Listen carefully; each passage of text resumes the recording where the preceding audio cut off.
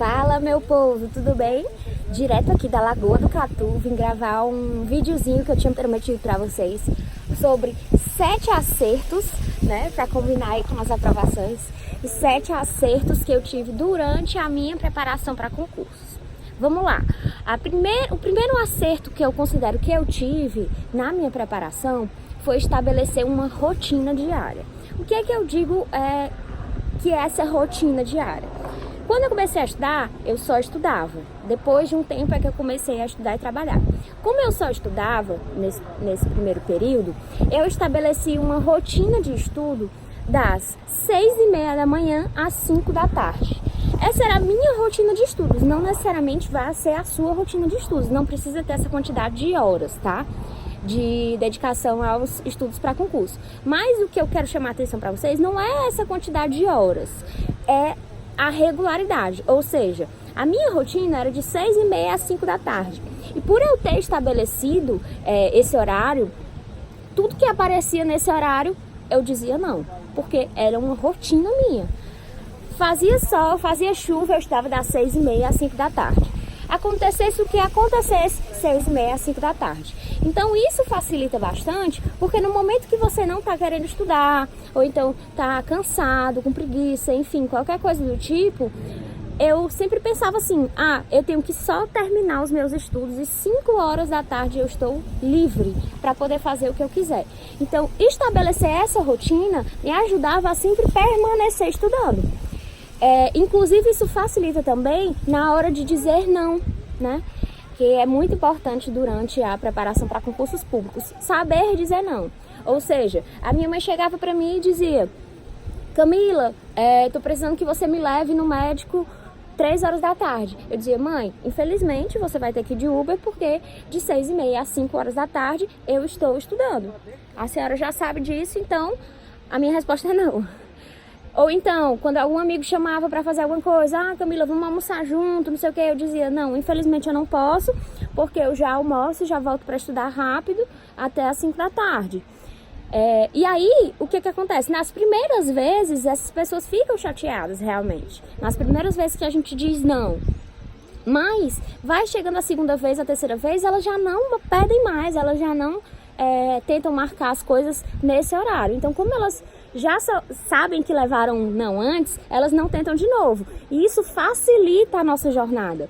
Quando os meus amigos queriam marcar alguma coisa, eles sabiam que tinham que marcar um sorvete no final da tarde, ou um jantar, ou alguma coisa do tipo. Porque se fosse das 6h30 às 5 horas, eu não ia. Da mesma forma, a minha mãe. Ela já nem me pedia mais se fosse aí nesse meio do caminho. Mas se fosse depois, não. Ou então ela remarcava o compromisso dela para esse horário. Então isso facilita bastante. Eles ficam com raiva da primeira vez, mas a partir disso, se você disser um não bem dado, vamos dizer assim, a partir disso eles já não tentam mais, e isso facilita porque a gente não fica com aquele peso na consciência de estar sempre dizendo não. O que aconteceria se eu tivesse dito, tá certo, mãe, eu vou parar aqui meus estudos e vou te levar? Na primeira oportunidade, depois ela teria marcado a mesma coisa no mesmo horário. Ou então teria marcado outros compromissos no mesmo horário e ia prejudicar os meus estudos, tá?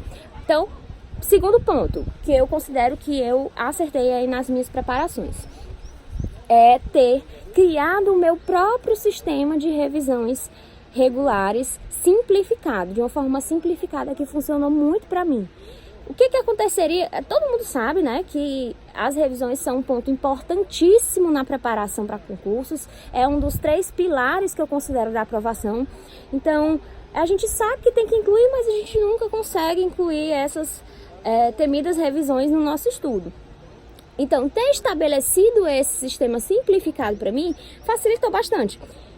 Se eu tivesse utilizado os sistemas conhecidos no mercado, né, assim, que eu considero muito complexo, você tem que ter planilhas para controlar, tem uma revisão de 24 horas, depois tem uma revisão de 15 dias, depois de 7 dias, depois de 30 dias, e aí acaba embananando tudo na cabeça da gente. Então, ter tido um modelo simplificado que funcionava para mim, foi muito assertivo. E eu comecei a fazer isso desde o meu primeiro dia de estudos. Então, eu com certeza acho que muitas das minhas aprovações vieram por conta desse sistema regular de revisões. O terceiro ponto que eu considero que eu acertei aí na minha preparação foi não subestimar as questões. O que é que eu considero que é não subestimar as questões? Gente, vocês viram no vídeo passado que quando eu comecei a estudar, eu achava que era bom incluir as questões depois de um certo tempo que eu tivesse uma bagagem de teoria. Esse foi um dos meus erros. Mas depois que eu incluí as questões, que eu vi a importância desses exercícios na nossa preparação, eu não parei mais. Então, eu nunca subestimava as questões no seguinte sentido: eu nunca deixava para ver só a teoria e, se desse tempo, visse as questões. Não. Eu sempre priorizava as questões. Não deu tempo de estudar certa coisa? Pelo menos as questões eu vou fazer. Ou então, tem muita gente que pensa assim, eu vou estudar aqui a teoria e no final do dia eu faço algumas questões. Não, eu sempre fazia as questões logo depois e sempre priorizava isso na minha preparação. Então, eu acho que isso é muito importante. As questões são responsáveis por 70% da sua fixação na memória do conteúdo. Então, também foi um dos acertos. O quarto acerto foi acordar cedo para estudar. Gente, eu sempre defendi acordar cedo para estudar. Foi uma glória na minha preparação fazer isso. Eu sei que certas pessoas não conseguem, porque já trabalham muito cedo, já acordam muito cedo. Mas no meu caso, eu consegui fazer isso e me trouxe muitos benefícios. Vocês imaginam aí que no final de semana, eu queria passar com o meu namorado, né, à época, hoje meu marido. Então, o que eu fazia? Eu acordava 6 horas da manhã para estudar. Meio-dia, gente, eu já tinha 6 horas de estudo na bagagem do final de semana. Então, eu estudava sábado de manhã de 6 horas da manhã a meio-dia e estudava domingo de manhã de 6 horas da manhã a meio-dia e passava o resto do final de semana curtindo. Então, acredito que foi realmente um acerto. Faria de novo, com certeza. Outro ponto essencial nos meus estudos foi ter acabado com as minhas redes sociais no pós-edital. Sim, e olha que não foi qualquer pós-edital. O pós-edital do INSS, gente, teve 5 meses de pós-edital. Eu passei 5 meses sem Instagram, sem Facebook, sem nada. Sem WhatsApp, inclusive. E podem ter certeza que se alguma coisa acontecer, vão te ligar. Então, foi muito importante, que não pode esperar, eles vão te ligar.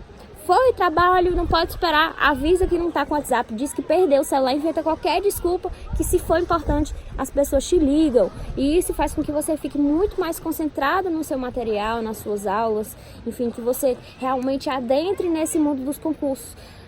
Não tem coisa pior do que ficar com o pé em uma coisa e o pé em outra. O pé nos estudos e pensando no trabalho, o pé nos estudos e pensando na família. Então, o melhor que você tem a fazer é no pós-edital, principalmente, tá? Antes do edital a gente dá aquela flexibilizada de estabelecer horários para olhar a rede social, mas no pós-edital eu defendo acabar com as redes sociais.